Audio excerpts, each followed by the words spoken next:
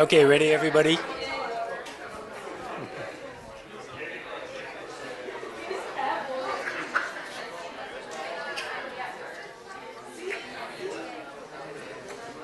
Okay, so just to sum up that I'd like to talk about,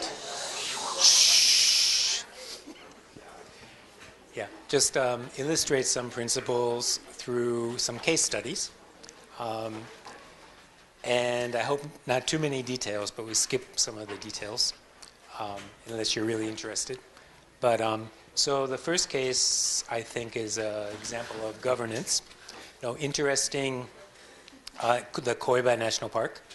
Interesting possibilities with the management council, with many representatives. However, most representatives were from the government, right?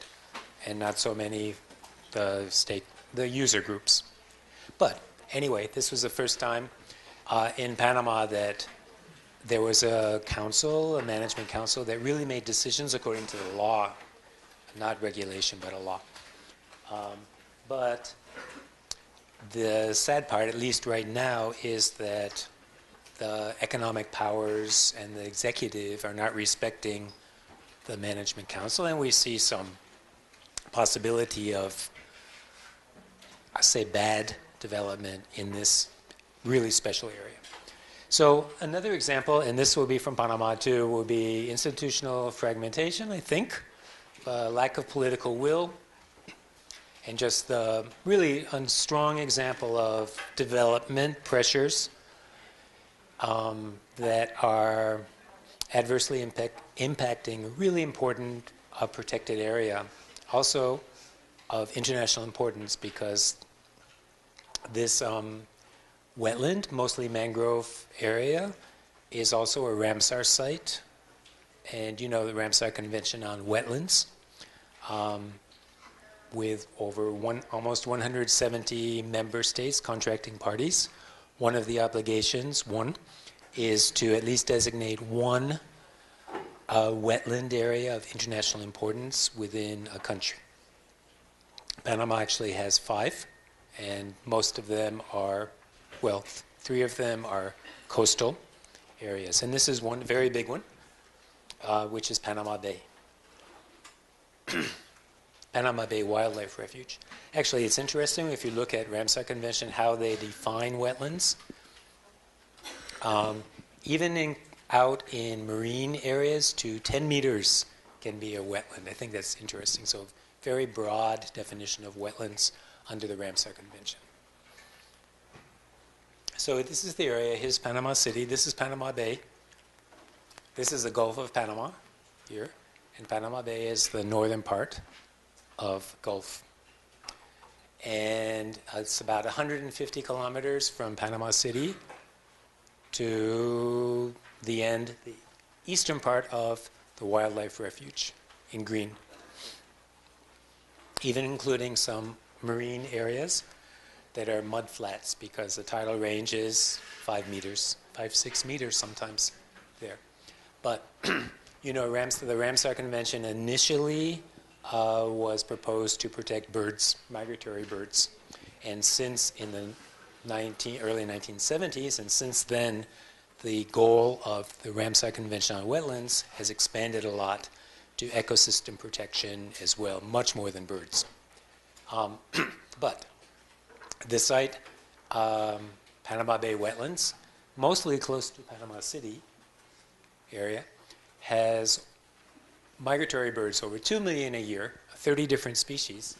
Most of migration is from the northern hemisphere to Panama, to the tropics, but also the 6 months later we have migrations from South America to Panama too. So it's both, as whales as well. Go back, and there's northern hemisphere populations and southern hemisphere populations meet in Panama and Costa Rica. Okay, and this was designated, interestingly, first as a Ramsar site in 2003, before being designated as national protected area. So designated on the Ramsar Convention list, 2003, this area here. And many different species, including one species whose name I can't remember now. 30% of the whole species is here, migrates here. And then finally gained national protection as a national protected area, and the National System of Protected Areas in 2009 as a wildlife refuge. So 150 kilometers, 850 square kilometers of mangrove forest. You know, actually 25% of mangroves in Panama are here in this area. And it's also important under other designations of IBA, or the Hemisphere Network of Shorebirds, whatever. So we have a wildlife refuge and a Ramsar site. And interestingly enough, in the most neoliberal administration in Panama's history, the Supreme Court suspended the regulation of, first of all, this wetland was designated by regulation, right? Not by law, but by regulation, a lower legal status. So the Supreme Court temporarily suspended the regulation that created the reserve. So in other words, delisted the area as a wildlife refuge. And the reason was, as you can imagine, urban expansion of the city to the east along the coast. Because Panama City is rapidly growing, and it doesn't, because of the canal, it doesn't have area to expand except east along the coast, basically. So, and as some of you know, actually there's economic boom and much construction. So we have urban expansion and rapid, really rapid cutting, clearing of mangroves and filling to build high-income housing along the ocean. And we see this middle income and high-income housing in destruction of the mangrove forest. And soon after the delisting of the protected area, another agency called Aquatic Resources Authority, which had relatively high fees for elimination of mangroves, officially, permitted cutting of mangroves. You have to pay a certain fee. It's illegal unless you have a permit, but the new resolution decreased the cost to cut mangroves by 90% soon after the delisting. So here we see areas. Here's the Pacific, the Gulf of Panama, Panama Bay, the mudflats. And here we see the city growing this way, the international airport. And here we see mangroves and urban developments already in mangroves. This is about 10 kilometers, 15 kilometers from here to here. So we have many institutions involved, the Environment Authority, Aquatic Resources Authority. Neither one of them really understands who's responsible for mangroves. The municipality, supposedly developing a land use plan, but hasn't. Anyway, the Panama City municipal government suspended fillings of wetland and soil movement in these areas. Of course, it didn't make any difference because no one performed scientific studies. Here we see the urban expansion into the mangroves. So here, supposedly the municipality has suspended cutting of mangroves and filling, but the tractor was still moving months later. And here are all these projects in this 10, 15 kilometer area. Development projects, about 20 different developments, upper income developments, mostly residential and golf courses and some light industrial sites because it's near the airport. And this is the official area of the wildlife refuge. So some areas are in mangroves outside the wildlife refuge and some are inside. And this is the important point. Some of the projects, well, most of the projects are backed by investors from highest levels of government. Actually, that meant the president at that time and friends and sons of the president and etc. So now we have the newly open Santa Maria Golf and Country Club. The Santa Maria Golf and Country Club, promoted by the Ideal Living Corporation. This is the sign when they do environmental impact assessment. They have to use this sign. It's called Ideal Living Corporation, Black Mangroves. Parque Industrial Zona Sur. And there are also some interesting environmental justice issues because this goes from ocean, mangroves, expressway to the airport, low middle income housing, right? So the water flow goes this way into the mangroves, is blocked by the dike of the road, and now mangroves destroyed and filled with 2 or 3 meters fill. So this area often floods during the rainy season, which is now. And of course will even be worse with filling of the mangroves that won't be able to absorb the water flow. Although they're building some canals, but still, there'll be increased flooding here. So it's also an environmental justice, a social equity issue, as well as environmental destruction and disrespect of a protected area. So we see some interesting mobilization of environmental groups. There are 20 different environmental groups that, surprisingly for a small country, you think, okay, people are working together, but there are a lot of personality conflicts. But they formed a coordinated group of 20 NGOs, Panama Bay, and trying to work together, bringing this to the attention of international groups like Audubon in the US, and to the Ramsar Convention of the Parties, Ramsar Convention Bucharest, Romania, testimonies there about what was happening, and meetings in community, trying to develop alliances between Juan Diaz, the low-income community, and environmentalists, which they've made inroads in cooperation, but surprisingly, it's not so easy, really, to develop those alliances. So, a year later, Supreme Court reinstated the wildlife refuge, the designation of the protected area. And there's really great language in the decision, called on the environment authorities to aggressively defend the public interest and said they were not doing a good job. You know, it's wonderful language, but it's just wonderful language.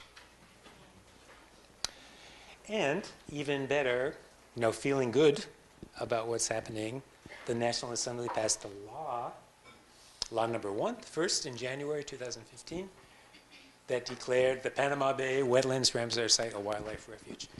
Before, the designation was just by resolution, which is not pretty low on the legal strength side. So a law is, only the Constitution is better, right? So it's pretty good, and the language is great.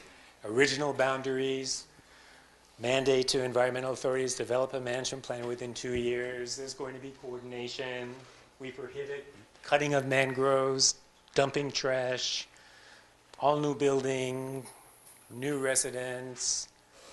It sounds great, but I think I took this picture last week. It's still happening. I mean, they're still cutting mangroves and filling despite the Supreme Court, despite everything, right? 2 weeks ago, actually. So, what will finally happen, it's not a closed issue yet because people are mobilized. Let's save Panama Bay. And, however, 2015, a 2-year mandate, prepare the management plan. And now it's 2018, and there's no management plan even in the works. I think that's pretty common.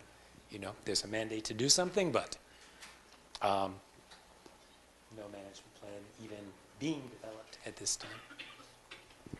So I love graffiti, and I love this one. No, let's save mangroves. Save mangroves to save your life. And the mud flats and tides and the river and mangroves and houses. And this is a National Environment Authority here. X. Okay. So, any thought about that?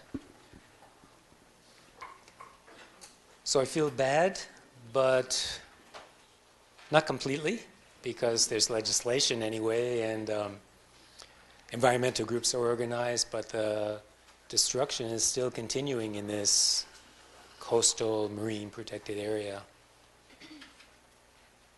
Do you think they should change the limits and say, okay, let's draw a new limit and say this area is sacrifice, these mangroves to the airport are sacrifice, and now we'll draw a new line and say, let's protect everything else? Face the reality, or no?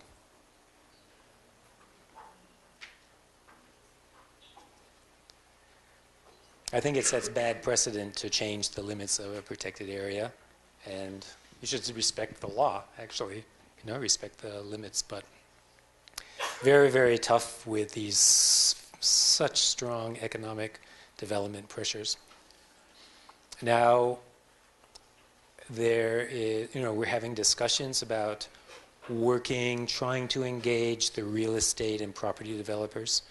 Mangroves are publicly owned, supposedly, and cannot be privatized, according to the Constitution of 1942. However, our previous titles exist before the Constitution of 1942, so they are privately owned. Yeah.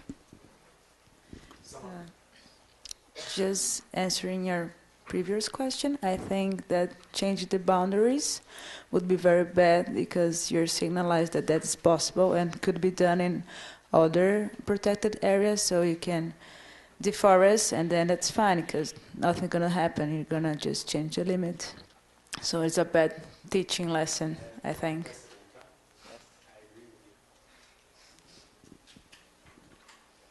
Yeah. So I was so curious that 2 weeks ago we had a meeting, a mangrove meeting, actually a public meeting of Panama Bay mangroves, and different people gave talks. It was to celebrate the Ramsar Convention, the Ramsar Western Hemisphere Training Center, which is called CREO. It's in Panama. Maybe some of you know it, because we have capacity building workshops throughout the hemisphere, but mostly in Panama. People, different training courses with people from every country in the Western Hemisphere, and one professora from Para, from University, UPF, who was also a trainer there. But there is, as I said, talk of trying somehow to engage real estate interest, but it's really too late. And how can you talk about money, the immediate money, a gain from building a 20-story condo with luxury apartments versus the value of mangrove forest? Obviously, we know that mangrove forests have infinite value, but if we talk about immediate economic gain, it can't compare to selling a 20-story luxury condo, no? So it's tough, very tough. Any other thought about this one? Yeah. Luis, right? Yeah.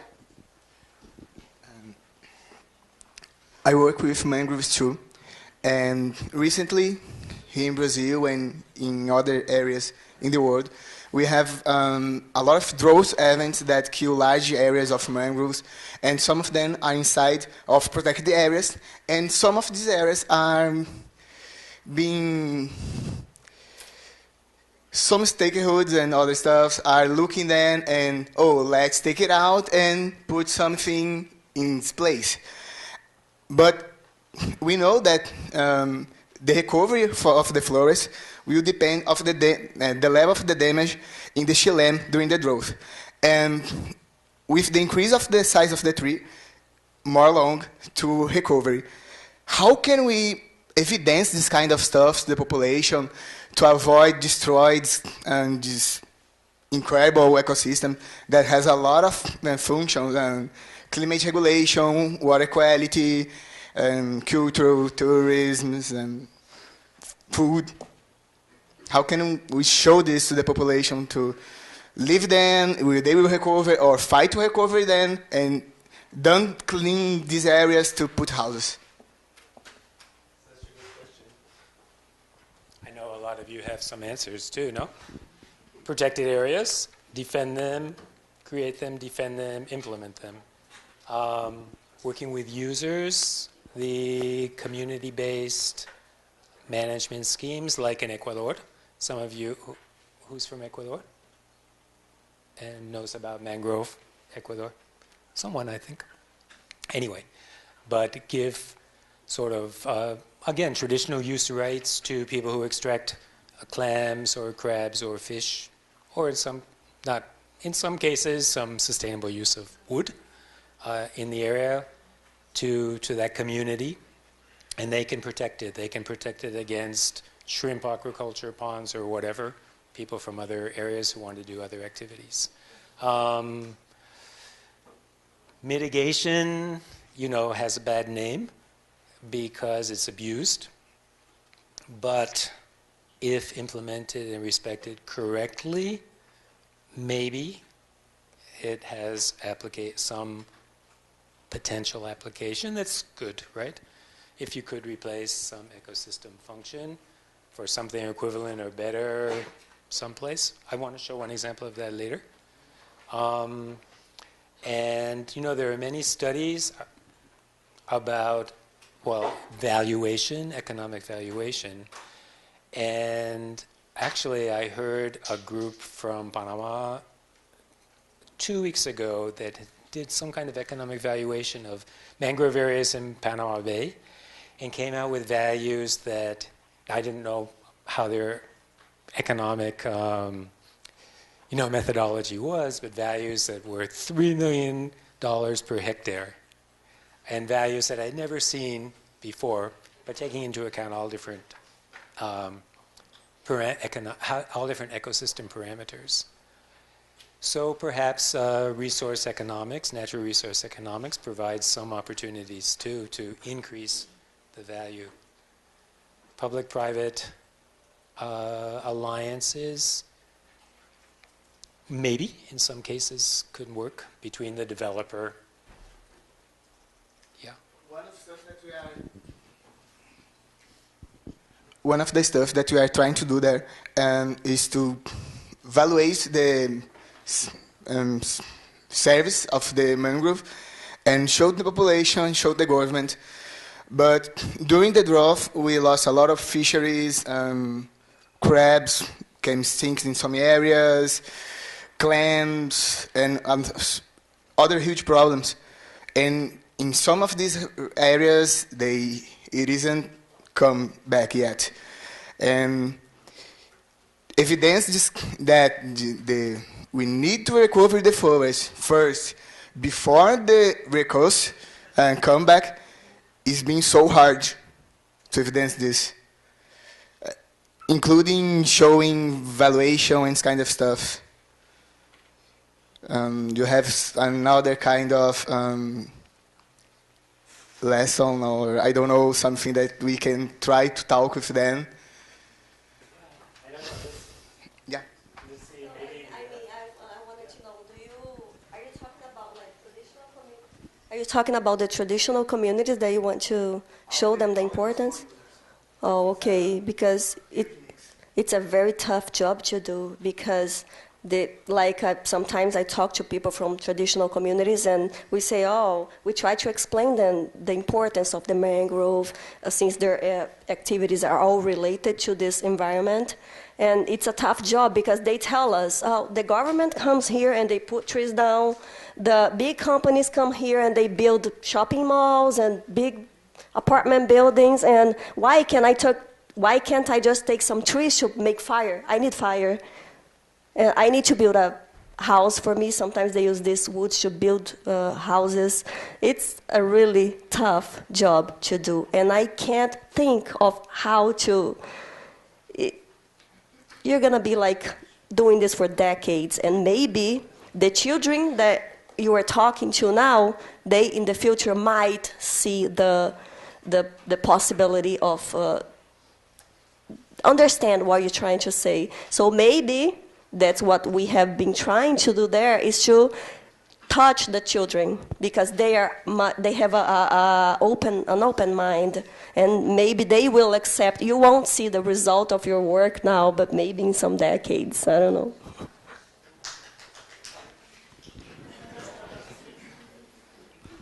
Yeah, I don't work with mangroves, but actually, listening what you guys are talking about is like we can educate children to understand the injustice process that allows the big money to develop and not their own.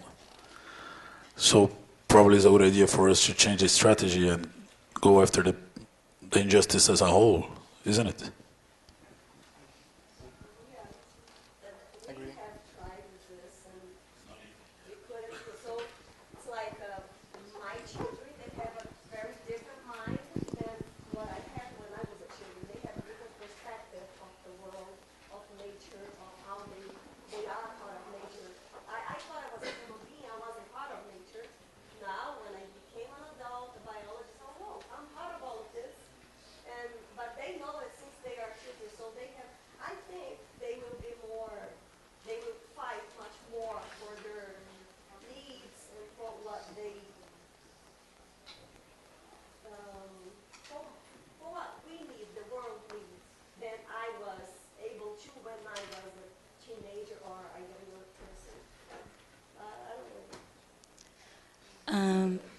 Well, I think finally somebody talked about education. So doesn't matter if you have laws, protection, and you don't work on the educational perspective. First of all, mangroves, they are really about the perception of the community. For example, in Bahia, if you say that something is a mangrove, is a mangue, you are saying that's a mess.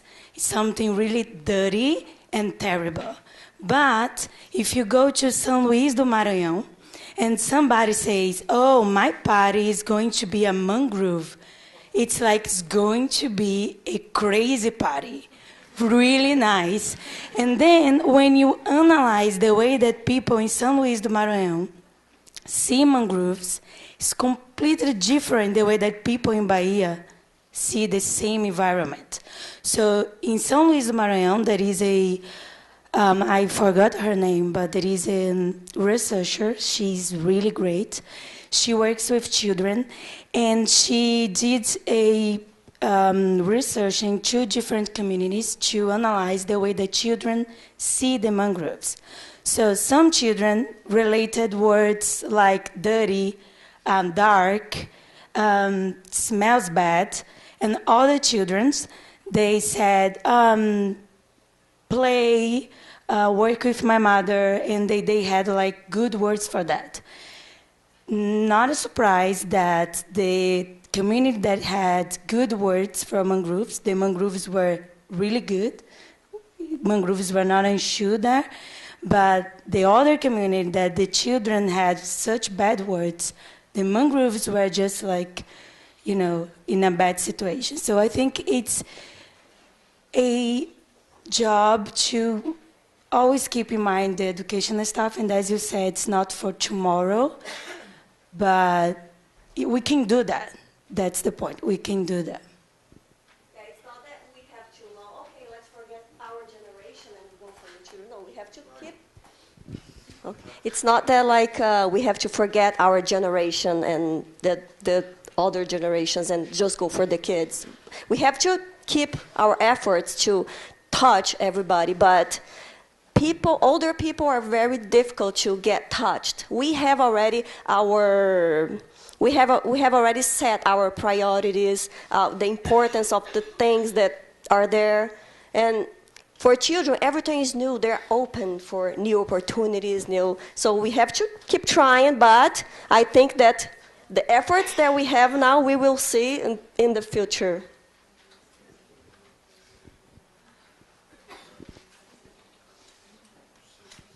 Yeah, thank you. So I agree with all of you. Such a wonderful example of the researcher looking at perceptions of children, but the importance of environmental education, of course, at all levels. Also, no one has mentioned another strategy, always important, is international community. Bringing this this local problem out to allies in other countries and international networks. And of course, with social networks, it's so much easier to do that today. So that's another avenue that we all have to take advantage of too. And there are so many other areas as well. Okay, any other mangrove thoughts right now about this? Then, community involvement, I want to look at a different example, maybe a little happier. And it is about a marine area, marine protected area and marine reserve in Florida Keys. And I think we have public participation principles that are really important. Everyone has the right to participate, to contribute, a right to know that their opinions, their participation will at least be considered, and a right to have the decision maker explain how their information was taken into account and used. Maybe not accepted, but at least an explanation.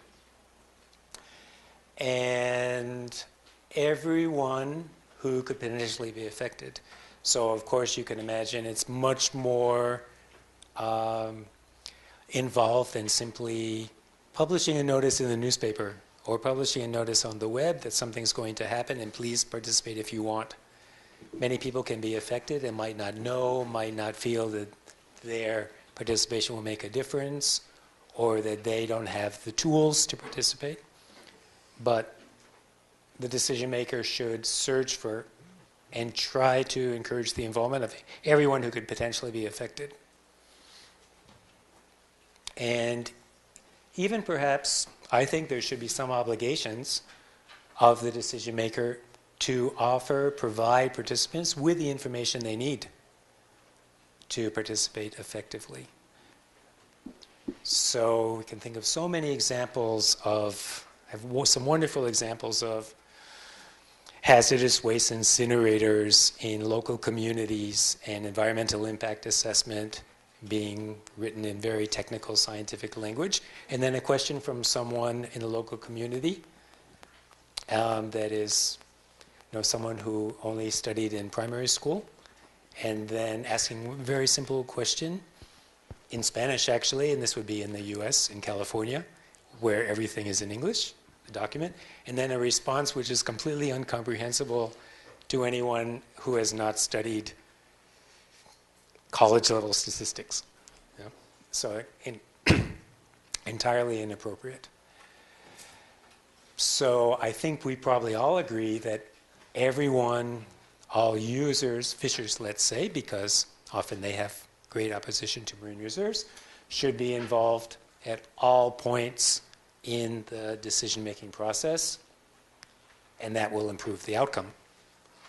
In the initial research and monitoring, selection of sites, obviously, great importance, implementation, monitoring after to see ecological changes, and adaptive management strategies to try to fix any problems and make the whole process work better.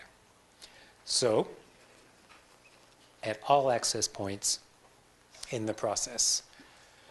And of course, in marine reserves, there are often losers, let's say potential losers, immediate losers, or people who may see themselves as losers. Maybe they are not losers in the long run, or maybe they really are not losers, but anyway, they see themselves as losers.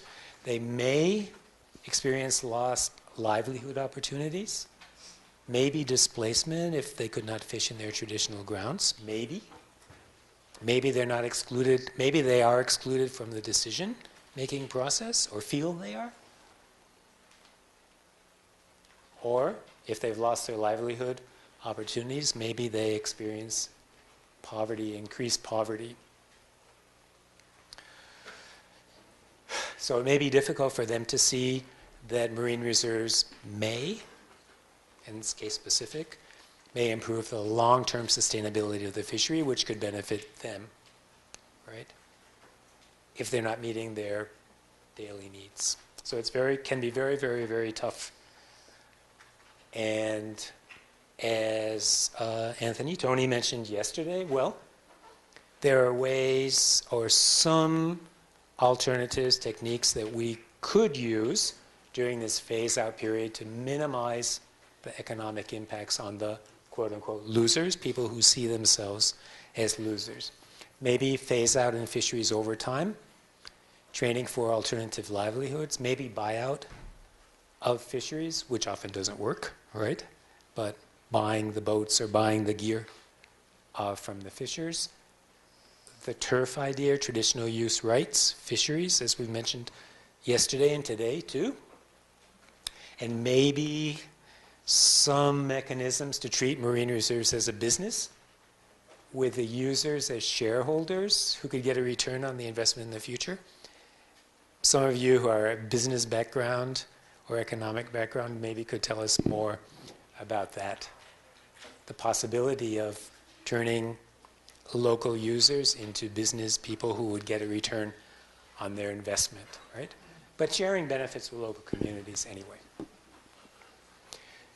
So I just want to, before looking at this, one example of Florida Keys, as mentioned, all of the different variations and mechanisms for participation, right?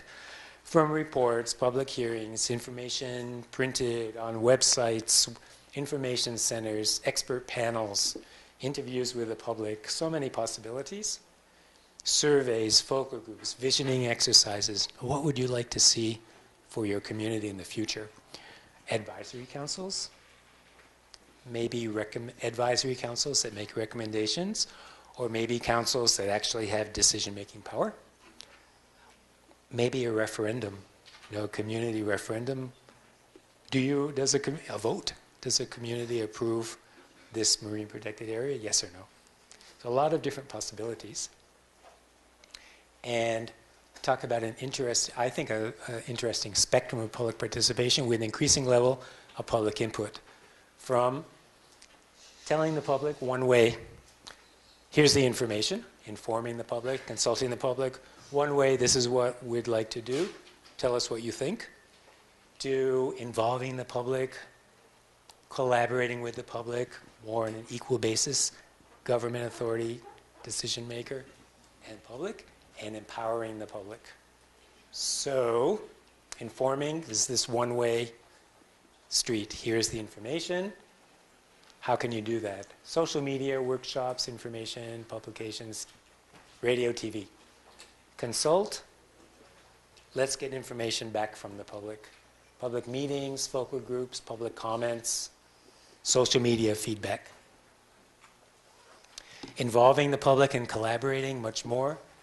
Workshops, listening, discussing, visioning exercises, maybe deliberative, consultative councils, advisory councils, consensus building exercises, etc.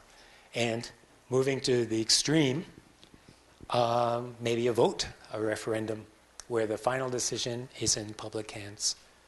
Maybe a JERP, some kind of public jury, or a delegated decision to a management council, like Koiba National Park, which did not work, has not worked so far very well. Okay, so a wide spectrum. And now let's look at this case, which is a National Marine Sanctuary in Florida Keys in the U.S. The U.S. has many different types of marine protected areas. At the national level, at the state level, at the local level, it's very confusing. They all use different terminology, nomenclature. And even at one level, there are many different institutions involved. And national parks, NOAA, National Oceanic and Atmospheric Administration, EPA, sort of, Environmental Protection Agency, Fish and Wildlife Service, so many different types of protected areas and institutions. But this one, Florida Keys National Marine Sanctuary, belongs to the National Marine Sanctuary Program that's administered by NOAA, National Oceanic and Atmospheric Administration. And there are 14 different sites in the country. Some very small, just protecting a shipwreck, and some very, very large, like Hawaiian Islands, Northwest Hawaiian Islands, or Florida Keys, or Central California coast. And the Congress, national level, passed a law, 1990, creating the reserve. This is pretty unusual that it happened at this level in Congress, but no management plan. Usually, there's a management plan by NOAA and then the designation. That's the way this works. But it took NOAA 6 years to develop a management plan. 6 years of really hard work and difficulties, but they did in 6 years. And the law created a Sanctuary Advisory Council, which was the first time that this had been mandated for a national marine sanctuary. Now they all must have Sanctuary Advisory Councils, but this was the first one. But, of course, it's only advisory. It's not an ultimate decision. It's not the ultimate decision maker. But many of the planners for this management plan were from the national office and flying down to Florida to do the management plan. So there was some resentment among local fishers, local users, to these people flying from Washington, well, close, to Florida to do the plan, and different sort of a different culture. There was really fierce local opposition in the Florida Keys to this marine protected area. And this advisory council, which is mandated by the law, may accept, has members from many different user groups. It's really a cross-section of different user groups, including boating industry, NGOs, environmental groups, dive shops, environmental education groups, different fishing groups, because there may be there's a shrimp fishery, there's a reef fishery, there's sports fishing, there's crabbing. So representatives from different fishing sectors, scientific sector, the people who hunt, search for treasures, submerged cultural resources, and gold from Spanish vessels that sunk. The tourism sector, which is really big, because the area has 3 million. This small area has 3 million tourists a year. And Brazil has only 5 million a year, right? The whole country. So tourism is really big, and local government. And we were involved in research for a number of years. I won't explain the research, but we surveyed hundreds of commercial fishers, there were only 100, dive shops, dive operators, and hundreds of environmental group members, and developed surveys to try to understand their perception and opinions about the MPA, the Marine Protected Area. So trying to get a sense of how they viewed the planning process, zoning, marine zoning, social impacts, and where they got their information from too. And I just want to summarize some of just to give you an idea. So here, this was from 1996, so 20 years ago, right? And we presented this question, sometimes negative, sometimes positive. How do you react to this? Strongly agree, neutral, disagree, strongly disagree, and this was no idea, right? And red is commercial fishers, green dive operators, dive shops, and environmental groups was blue. So here's the question. Opinions don't matter when the MPA regulations are passed. It doesn't matter what people think, the government will just do what it wants. And I think it's just the red is what I'm interested in especially, no? Commercial fishers, maybe 75% of commercial fishers think it doesn't matter what our opinion is, the government will do what it wants. That's pretty amazing, no? And here's the question. Participation doesn't make a difference in the planning process. So how do you react to that if you're a commercial fisher? 55% plus 10, 70% say, it doesn't matter if we participate, the government will do what it wants. Such alienation, no, to this whole process. I've just found this amazing. And I think those are the only two. No, one more? Yeah. And just one more, it's also similar. I support establishing the zones because the big MPA, the big sanctuary, had 3 marine reserves, no-take areas, and that was what was really controversial. 3 marine reserves, no-take marine reserves. So I support establishing the zones, which really means no-take zones, as in the draft plan. So disagree, right? Commercial fishers, 80%, 85% disagree with the zoning, with the marine reserves, basically. So, draft environmental impact statement, draft management plan, 1996, NOAA published. And here were zoning was really controversial. These were the no-take areas. One here, a small one here, and a small one in the north, and Miami is here. This is Key West, if you know. And extremely controversial. At the same time, there was an election, and they put on the ballot in this county a question, but non-binding, so not legal, just to get a sense of public opinion of residents in this county. I support creation of the Florida Keys National Marine Sanctuary, and 55% voted no, right? That's residents, everyone, not just commercial fishers. So, the sanctuary existed by law, right? So what did NOAA do? Revise the draft management plan and published a final management plan a year later. So this is the final zoning plan. And you see there's only one marine reserve left. They eliminated this one and eliminated that one in the final management plan. So it seems like a failure, but not completely. So the final management plan also had language that said, we have a goal of creating a no-take marine reserve somewhere in the far west of the sanctuary. This is the west, right? But of course, fishers still strongly opposed. And then in 2000, this process began to develop some limits for a no-take area out here. This is called dry tortugas. There are some keys here. This hole in the donut is National Park, and this is a National Marine Sanctuary. So interesting interagency issues, 2 different agencies managing the marine space in the same ecosystem. So here we go.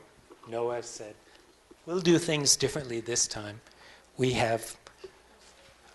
learned a lot from fishers, from their opposition. Let's do something differently. So NOAA created a working group they called Tortugas 2000, 24 members.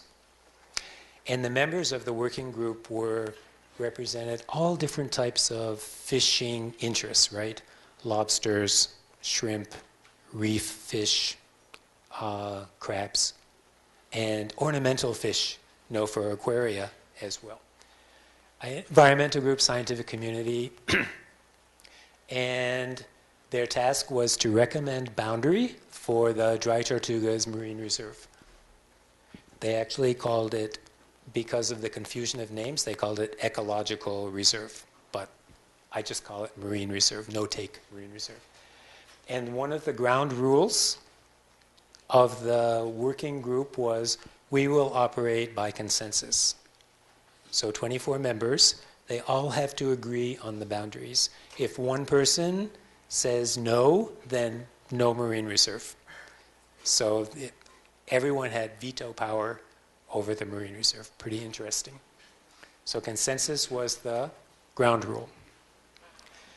And they heard a lot of evidence from social science, from natural scientists, a lot of transdisciplinary evidence.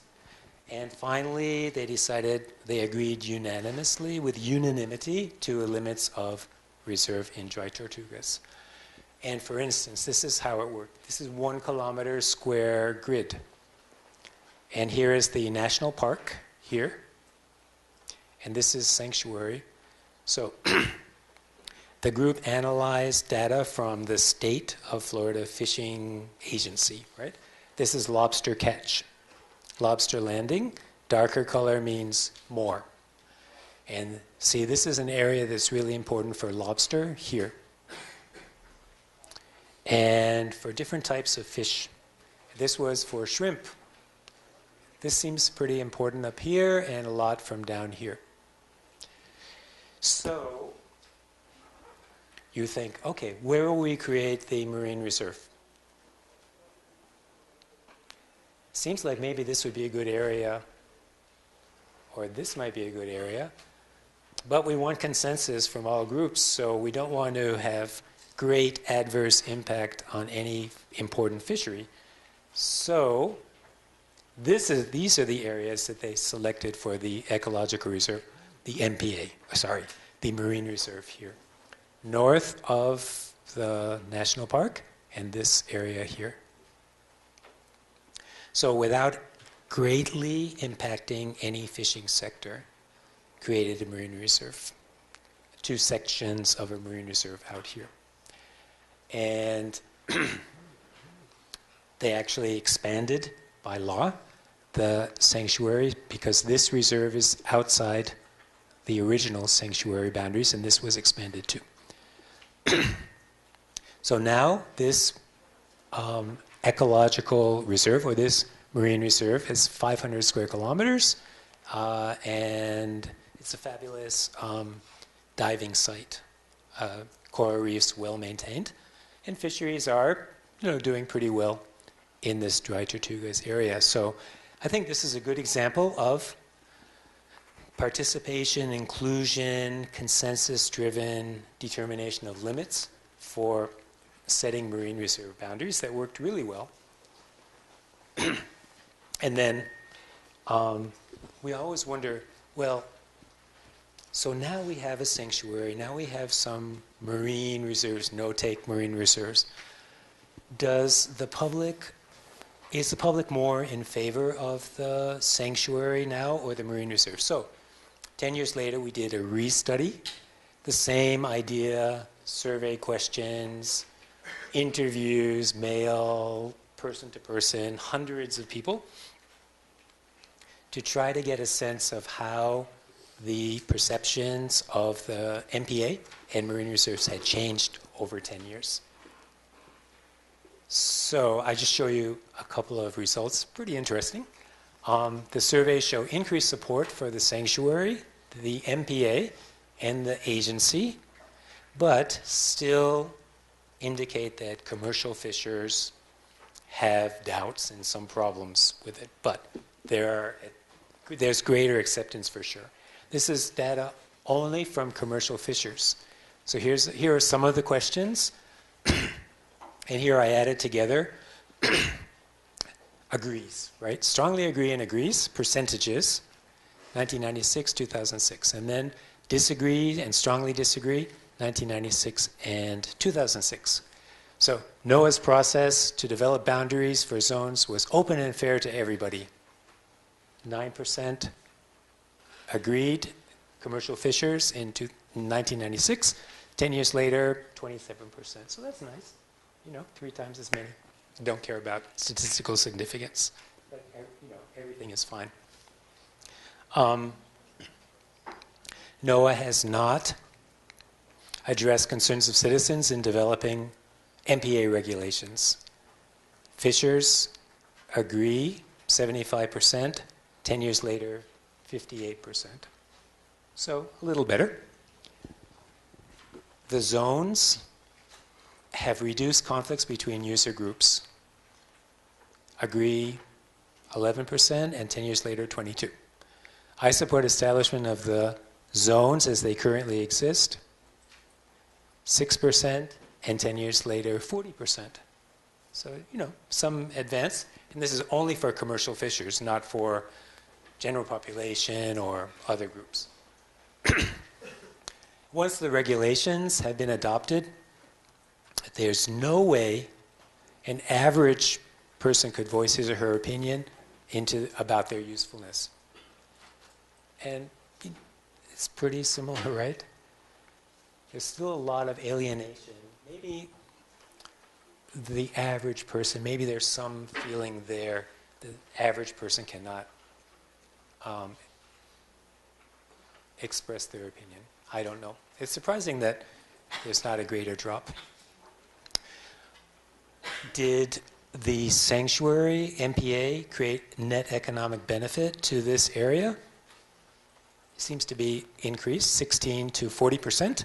Generally support establishment of the MPA, 13% to 42%. So, there's some indication, I think, that commercial fishers are more engaged and are accepting the MPA more.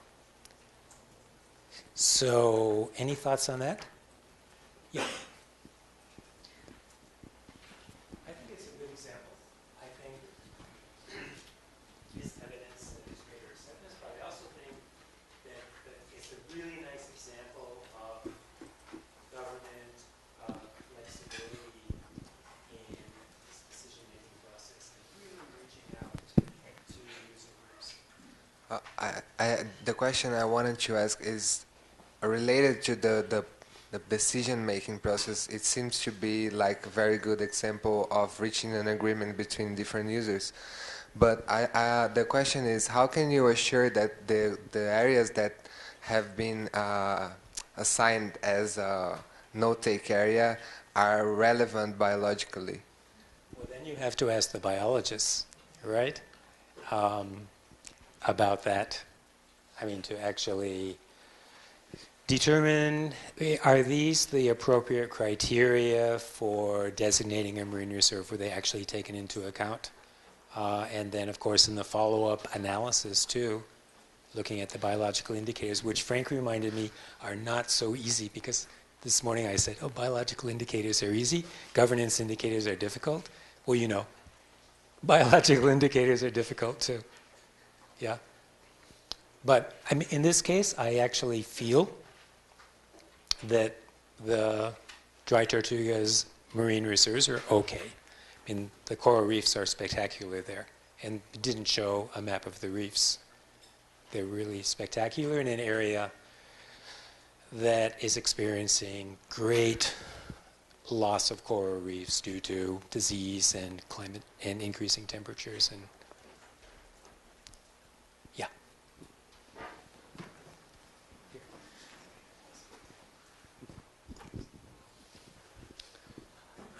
So at the end you show how after 10 years there's definitely more positive thoughts of the reserve, but you still have majorities or pluralities of commercial fishers. You have still a plurality or majorities of the fishers still. Some have negative assumptions of it, or I'm not sure if they're against it, but from those last few slides. And I'm just wondering if the majority or plurality are against it in the National Marine Sanctuary, and now we have the example with the Northeast Canyons Reserve with massive opposition. With that reserve, it's much easier that monument, it's much easier to take it away in political whims. Like right now it might be lessened. Is the lesson from this that in both situations you have negative associations from fishers, but in one, it's much more standardized, so you can justify it in law, like with the sanctuary, rather than the monument? I know it's getting into the weeds, but is the lesson that we should be in conservation going through some legislative actions rather than others if it's more cemented, even if at the end of the day the opposition, there's a majority of opposition than there is acceptance? Maybe. And I've often thought with respect to Florida Keys that maybe part of the increased acceptance, although not blanketly convincing, is that fishers really didn't see that they were tremendously adversely impacted by the reserves, right? And maybe they saw that really the sanctuary was not having such great results, right? Or didn't impact them as much. But you know, I might have, if you asked me these questions, I might have been disappointed because the sanctuary was not more aggressive. I might have voted negatively on some of these questions if I were an environmental group member. Yeah, so I don't know if there's an easy answer to your question. We have to look at the opposition carefully and try to understand where people are coming from in both scenarios. It could be really different. Yeah.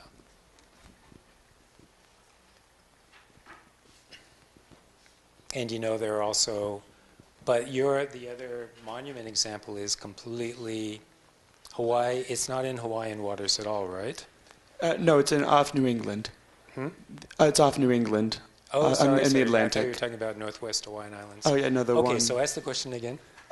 Just that monument, that was legislated as a monument rather than a Okay. sanctuary. Yeah. But with that one, it's much less cemented in because it was done by executive order rather than Right. this process. So the question is, in both cases there's great opposition, but is the legislative way around it possibly this way, even at the end of the day if you get more opposition? Yeah, and then I think so. Yeah, I think that using executive order to designate marine protected areas or national monuments or whatever is the wrong way to go about it, and that it's not a very strong, as we see, a very strong legal vehicle. Although it seems to work in Northwest Hawaiian Islands, but then again, that's so different users and yeah. Okay, any other thoughts about that? Okay, and what time?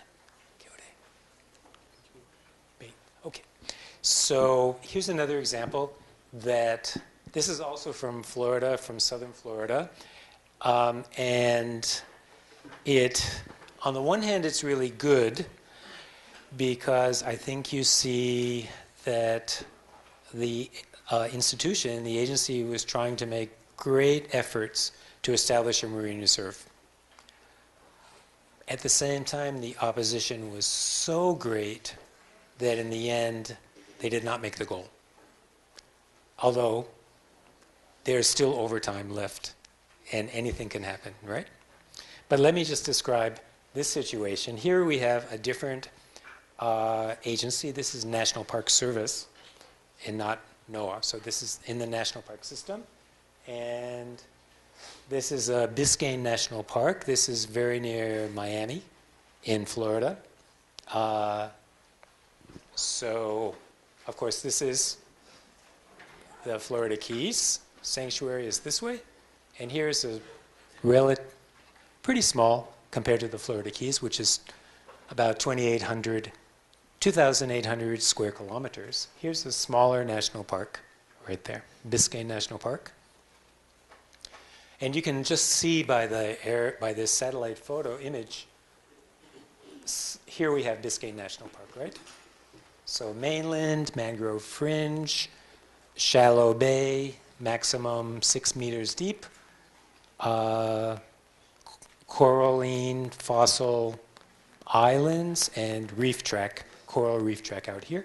So the national park is here. And you can imagine, though, with this urban area of 2.5 million people, some of the problems that this national park faces. Because Miami also has about 50,000 small craft vessels, boats.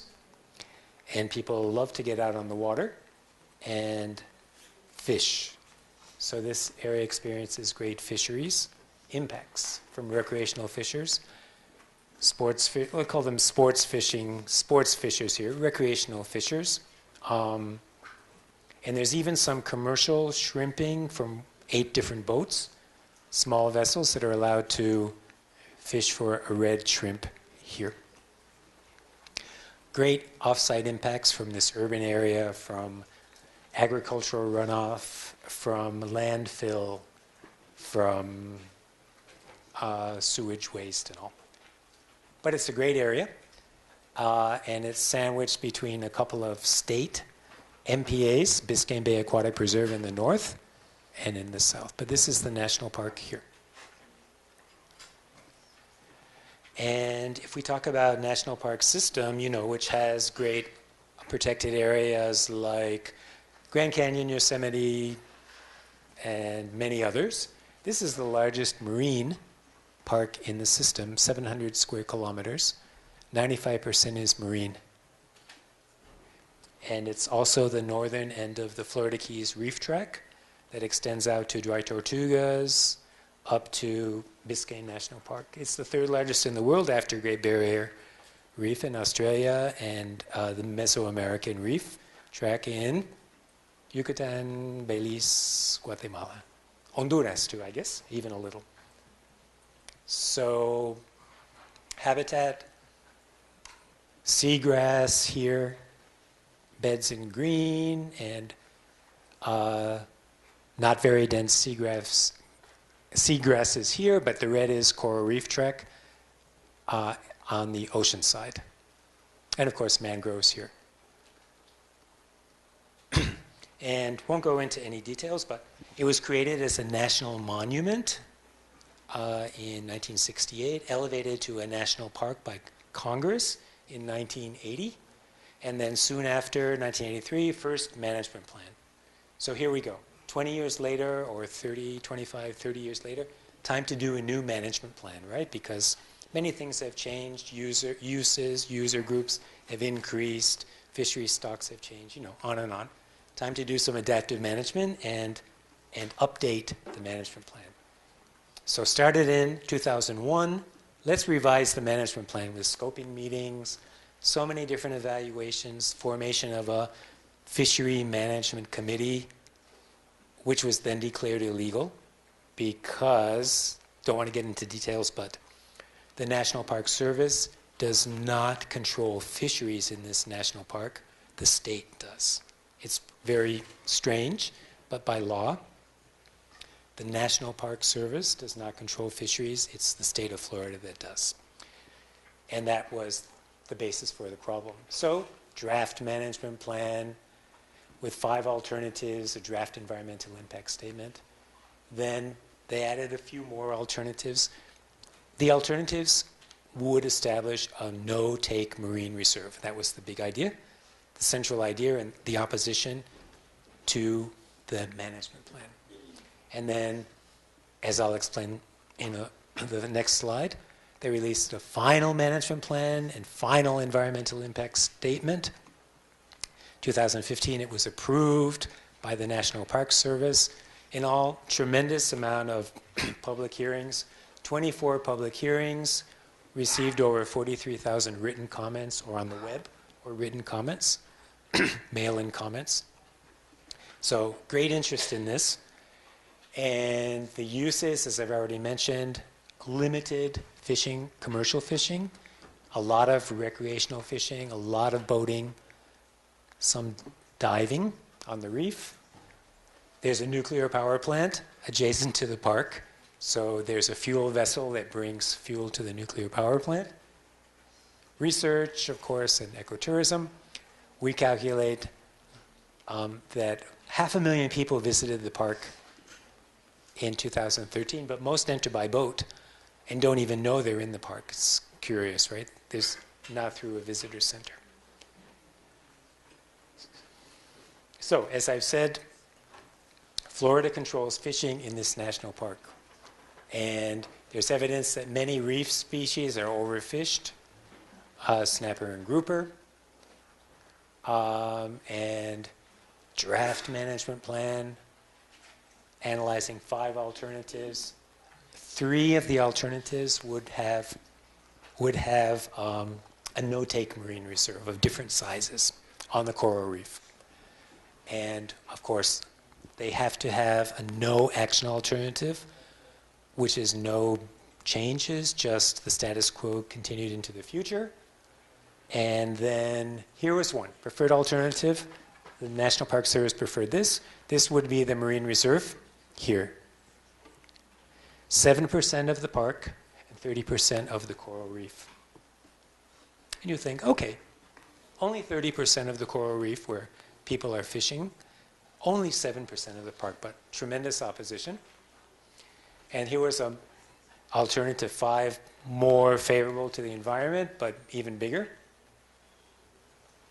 Great opposition from sports fishing, which is a big industry economic engine in Florida, having a big impact on Florida's economy. And there's a very strong recreational fishing, sports fishing lobby throughout the country that wants, quote unquote, freedom to fish, right? That is opposing marine reserves. And their arguments are pretty typical. You've probably noticed them here. Scientific information is uncertain, not conclusive. Somebody else is responsible for the problem, and we always see that. You know, it's the pollution, it's the commercial fishers, it's the divers, it's not us, right? There are less drastic fishing measures that should be adopted. You don't need to close an area. Let's use less drastic impacts or management techniques. Those are the typical arguments. And this sports fishing lobby enjoys great support from the state Fish and Wildlife Conservation Commission that passes, develops, promulgates fishing regulations in Florida, in the state of Florida. And of course, the same arguments, the commission gave similar arguments. Before taking such drastic measures like marine reserve, less restrictive measures should be adopted. Okay, so on the one hand, we see this very strong recreational fishing, sports fishing lobby. The jet ski users, always there. They don't want to be restricted either. And then, of course, on the other side, environmental groups, scientists and researchers, and a lot of the general public, too. So, continued, NOAA created some more alternatives that really tried to develop an envelope to sort of say these marine reserves are not marine reserves, they are special recreation zones, all right? And just placing fishing, saying if you want to fish there, you have to get a permit, and we'll limit the numbers of people who can fish. We'll limit anchoring and mandate closed seasons. So some measures here, which would soften the impact of the marine reserve. But even that still created a lot of opposition. In the final management plan, a few years ago, they created one more alternative. Here's the proposed marine reserve. 30% of the park, 6 or 7% of the, 30% of the coral reef habitat, 6, 7% of the park, and approved by the National Park Service. Okay. Partial implementation began. Regulations were passed in 2016, but then there was also a presidential election, and the Trump administration assumed power with anti-environment objective, and the plans for the marine reserve abandoned. Also, strong opposition from the sports fishing sector created alliances with all of Florida's congressional delegation, be they Republicans or Democrats. They all opposed the creation of a marine reserve. So the National Park Service backed off and did not implement their marine reserve, despite years of preparation. So pretty interesting, I think. But, of course, everything is a cycle, and hopefully in 2 years, we'll start another cycle, right? I don't think the issue is over in this national park, but it's still pretty interesting that this recreational fishing lobby is so powerful that they blocked this marine reserve. Any thoughts?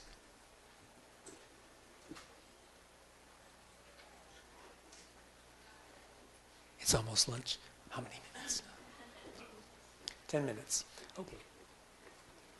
So in 10 minutes or so, just touch on some financing issues, because if you want to have a protected area, a marine reserve, or an MPA, you have to have some sustainable funding. And often paper parks are paper parks for a lot of reasons, but one of the reasons is they don't have funding, sustainable funding. They don't have political will as well, right? So you have to think about funding for parks. And here are some ideas. Maybe in some cases, we could create a fund from some development activity and use that fund from mitigation for some development activity in the coastal environment to fund marine reserves. Maybe, right?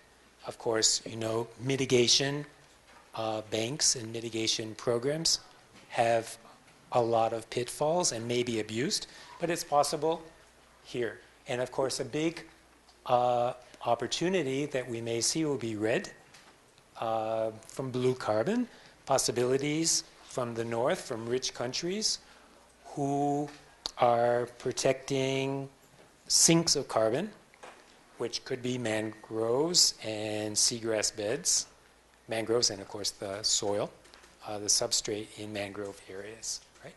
So possible funding from Red Plus from the north, from businesses or countries from the north to create marine reserves. Possibly, we might think of PES, Payment for Ecosystem Services, from some people, groups, or industries that are receiving some benefit from the marine environment, paying to the provider of that environmental protection. Maybe. In the marine environment, it's tough, though, because we don't have private property, right? So it's tough to see who could be the receiver of funds, but it will have to be the government or maybe a stewardship, a community that has stewardship over the area. So that's a possibility. Cost sharing with the beneficiaries who maybe could be fishers, maybe, if things are working well, if there are fishing benefits, or tourism industry for sure. Or maybe, and I'm sure some of you know a lot about cryptocurrency, but blockchain financing to protect the marine environment. I'm sure there are some possibilities there to fund marine environmental protection or marine reserves. So mitigation banks, this is actually red mangrove mitigation area that was created in Miami. And it can be possible, to fund a project like this with mitigation from some development project, maybe dredging for a port or dredging for a sewer pipeline in the bay, and use the funds to create a marine reserve or a mangrove restoration site. Or PES, Payment for Ecosystem Services, maybe. Who will pay from the private sector, and who will receive the money, and how will they use it?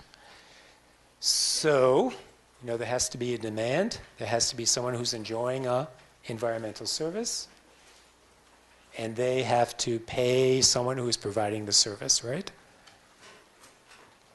So, there aren't very many examples in the coastal and marine environment. We could think of some. The limitations are due to the public property regime in the marine environment and coastal wetlands too. And it's difficult to determine the causation chain. But here are some possibilities for PES in marine area. And this is not really marine areas, but it's a clear example that is implemented in many areas, some of your countries, right? Water. So here we have a watershed, and there's a downstream community, city, that needs clean water, that's getting its water from the river. Not that. clean water from the river, right? So why can't the municipal water company pay upstream property owners to maintain their lands forested or in natural vegetation to protect the watershed and the water quality? So maybe they can pay. The water users or the municipal water company can pay upstream owners to maintain their natural land, their lands as forest or in its natural state. So that one's pretty clear. And we see examples in El Salvador, Costa Rica, Ecuador, maybe Brazil, I don't know. And other countries, of course. What about mangroves? Maybe protect mangroves as essential fish habitat. I don't know of any examples, but it seems interesting to me. So you know mangroves are important as nursery grounds for many species of fish and shrimp.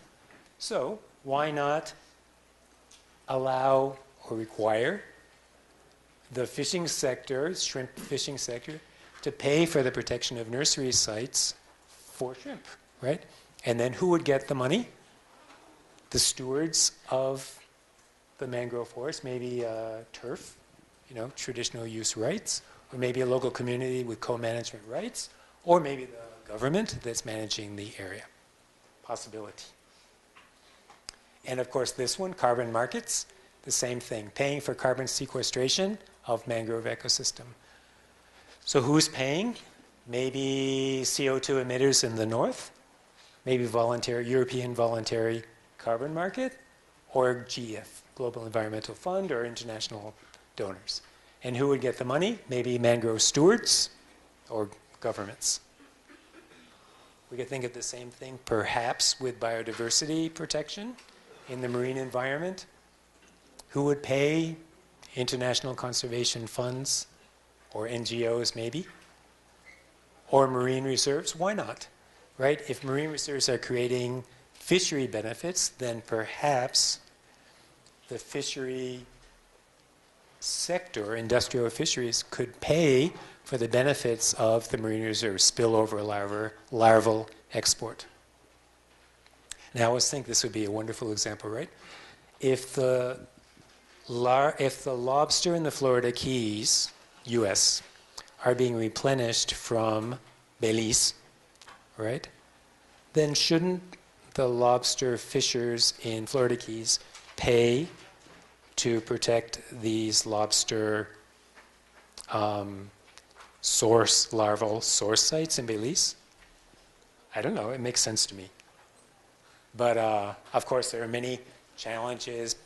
Basically this issue of publicly owned marine space is the big one, but difficulty to determine who will pay, who will collect, and how to administer the system. And I think there are probably 2 minutes left, right? 3? Okay. But enforcement, MPAs and marine reserves are great, but if they're not enforced, really they are paper MPAs, right? And we have a lot of paper MPAs. But how to improve enforcement? We've already talked about creating stewards who will protect the area because it's their area, right? So exclusive community rights could lead to self-patrolling of interlopers and create this increased sense of stewardship, increased law enforcement, obviously.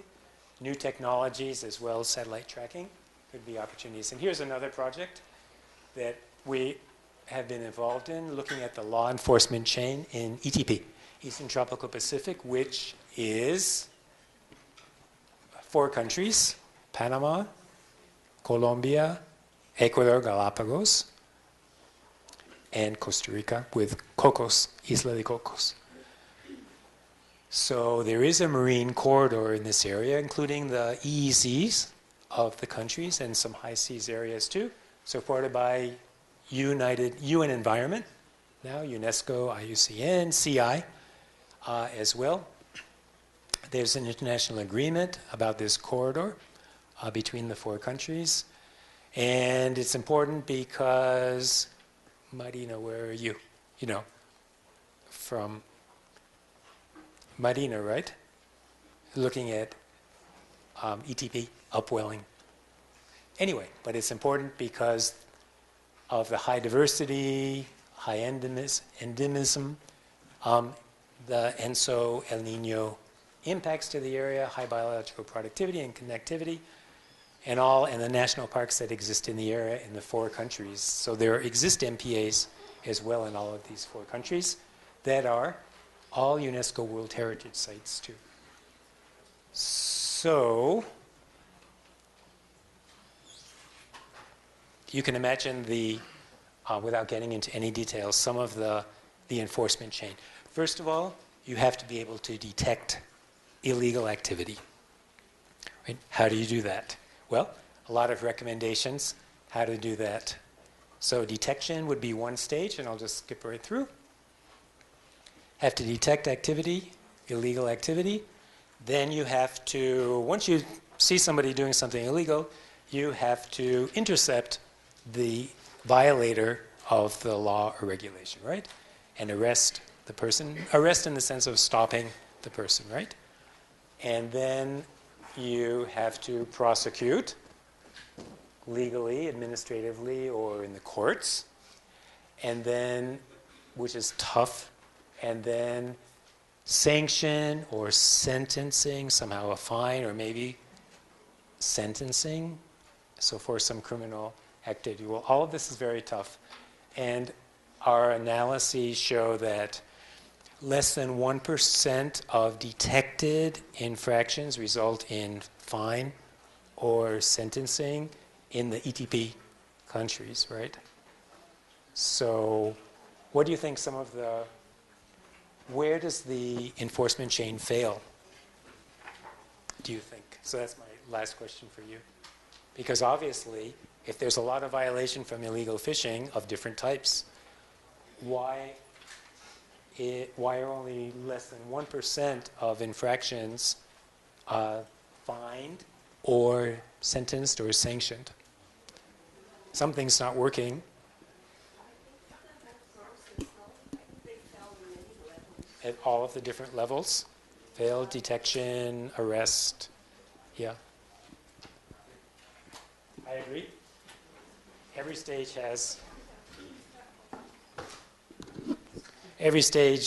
fails. Well, I don't have a really good answer to that because, yeah, every stage fails, as you said. There's problems in fiscalization. There's problems in the justice system often has some other problems that are not really related to the MPA system. Sometimes there is also a perception that violations to like environmental law, MPAs, they are not serious. So people don't, the government, the justice system, they don't make an effort to persecute them or and punish properly. So, and also that's more of a question. Often there are other problems, like social problems, that intertwine, and some of them they can't even be that's really unfair to prosecute them. Like there is the I don't know the name in English. The principle in law that says, oh, that's too small of de minimis. De minimis. Yeah, de minimis. That's too small of a violation to be really. Oh, this person that they don't have the knowledge to know that they have done that is so serious. So that let it be. Yeah, that's. Yeah, it's true. And just one other point too. I think there's a lot of unfairness in sentencing, fines, whatever. And that often the people that are fined or their fishing arts are confiscated are the poor people, poor artisanal fishers, right? But the big infractors are not. And we see that all over.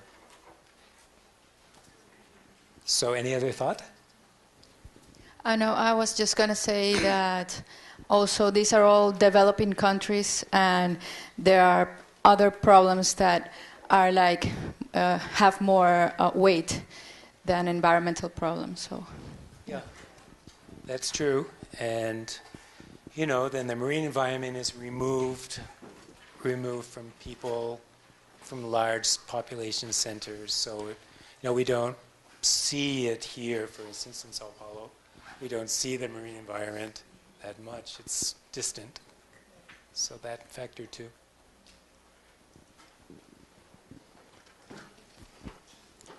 And thank you about all of the stuff that you say today. And we are trying to apply a long-term monitoring, associate research programs inside some mangrove areas in Espírito Santo. And one of the most issues that we are looking for are REDD+, and try to apply the carbon market to use it to protect the mangrove. But I have some questions.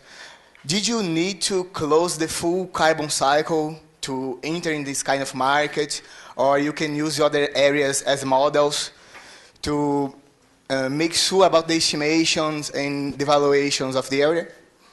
I don't know. Maybe someone else knows. Does anyone know the answer to that? I don't know. We can try to find out. Ask it one more time. Sorry. That's okay. We are really looking to the carbon market associated ecosystem valuation to use it as a tool to protect the mangroves. So did you need to close the full carbon cycle, production, emission, transport, and this kind of stuff to really enter in this kind of market? Or we can use other models from other areas to make an estimation, despite it isn't so huge in the amount of service of the area. So again, I don't know, and I wonder now if anyone else has. How long do you think it would take you to get the full information that you talked about? We are working in this about 3 years, and we are planning. Yeah. So, with the best scientific information, you run with that, no? Which is not the entire ideal information you would like, but some amount smaller than that. That's what I would think, but I don't know. Maybe Frank, do you have that idea about that? Well, no, I don't know at the moment. Yeah, I think that every mangrove is probably different, but we also have great uncertainty about the emissions of methane from these areas. So I'm not sure that you can say that mangroves are a carbon sink 100%, or that you can. I mean, there's value, I think, in other ways, but the whole carbon market with mangroves is messy, and with wetlands in general, there's a lot of different wetlands. Some wetlands actually produce more methane than they capture carbon. So it's not clear. So good luck in your research, and I'd like to know what you find out. Okay, thank you. Okay, so I think it's time, no? Yeah. Yeah, so anyway, thanks very much. Thanks for listening and your participation, and best of luck too.